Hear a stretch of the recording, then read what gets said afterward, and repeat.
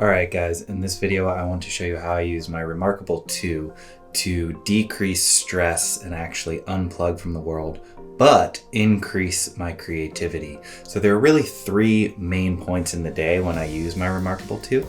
The first point is in the morning, and one of the best things that I have done over the past year, before I had the Remarkable, I just got this about a week or two ago, is I don't look at my phone, I don't look at my email, I don't read the news until I finish my first cup of coffee. Just wake up, take time to wake up. Don't fill your head with all the to-dos that others are giving you from your inbox.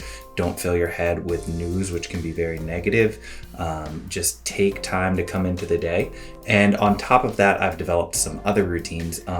One of which I got from Julia Cameron. It is called Your Morning Pages, and I have notebooks on notebooks of writing out 3 pages freehand. And I used to do that again in an analog fashion. Doing that with the Remarkable is great because even though you don't really go back and read them, it's nice to know that they are all kind of in your Remarkable, and it feels almost like you're being a little bit more productive because you're like, hey, well, at least those notes are saved somewhere secure in the cloud and I could go back to them.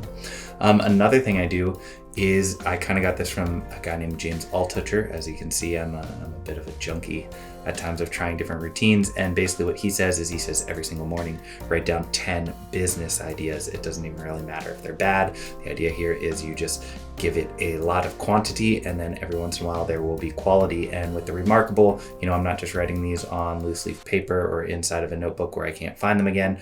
I keep them all in one notebook inside the Remarkable, and then I can go back and look through those because that is a bit more valuable. And then I can create another notebook where I kind of have business ideas expansion, and I take the ones that still stick with me after a day or two, and I write those out further at a different time or maybe another morning.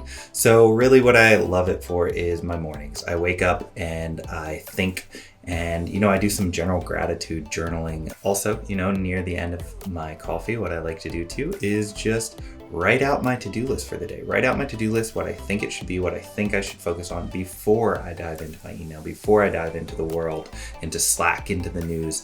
And I write out that to-do list, and then I have it here on the Remarkable handy for the rest of the day. And who knows if I'll follow it, but at least I started to set my priorities. So in the morning is the first time I use the Remarkable. I stay unplugged, and I found this to be very beneficial to my mental health, and it's actually increased my productivity because I get to set my own prerogatives.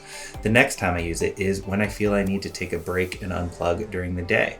I used to go on little walks, and sometimes I would bring my phone, and when your mind's still racing with ideas and things throughout the day and to-dos that are added on, you whip out your phone and you take notes on your Apple Notes. But what I found is, you're too connected with your phone. You see a message, you see an email, you start responding, and you don't take a true break.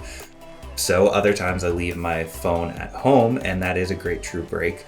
But if you want to take a longer break, you feel you kind of still want to be productive, or at least have something that will be productive when inspiration strikes. And why the Remarkable 2 is even better than just a notepad is because you still feel like, hey, I can craft out that perfect email, because then I can convert it to text and I can send it to myself, and then I can make some small changes on my computer, and I will still be getting things done away from my desk and giving myself a break. So it gives me kind of these hybrid breaks. America, I feel like we're such in this hustle culture, and I always feel the need to be doing something.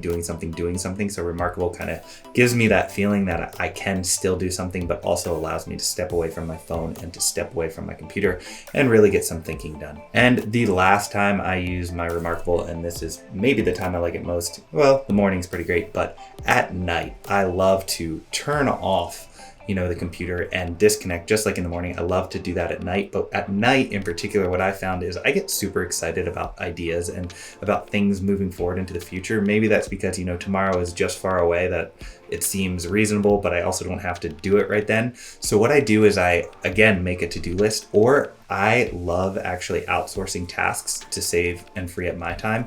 And to outsource a task, what you have to do is you have to be very precise in your directions. I'm not saying micromanage, but just be very explicit about what it is you want. So sometimes I'll craft out a task or an email that I'll later outsource on Fiverr, which I absolutely love Fiverr. I do so much stuff through Fiverr. Another outsourcing platform is Magic, where they just kind of work on an hourly rate. I've had good success with them. But outsourcing is great. And particularly when you have it on your Remarkable, because you can craft these to-do lists and then these well thought out emails because you're away from your computer, you're away from all the other distractions, and you can really think about what it is you want and what it is you want to accomplish. You can write the email long form, by hand, and then I don't send it from the Remarkable. I actually just send it to myself, and then, I go to sleep and I wake up in the morning, and if I'm still feeling like, hey, I should outsource that, or I should send this email, or, that to-do list was a good idea, I then can read them, I can convert them to text, and rather than have to sit there at my computer and craft a great instruction set or a great email, I kind of already have that done in my slowed down time of thinking when I'm looking ahead. And I just make a few changes and then I send it off. And that day's task is either being outsourced while I do other things, or it's just very clear for me. So I absolutely love it at night because it doesn't strain on the eyes. It gets you away from that blue light, and it allows you to go into that deep, slowed down thinking where you can reflect on your day and reflect moving forward. Also, what I like is I'm a bit impulsive. So if I get to write this out longhand, it does give me that 8 hours to sleep on it and see if I still do want to pay to outsource it in the morning or even focus my attention on it.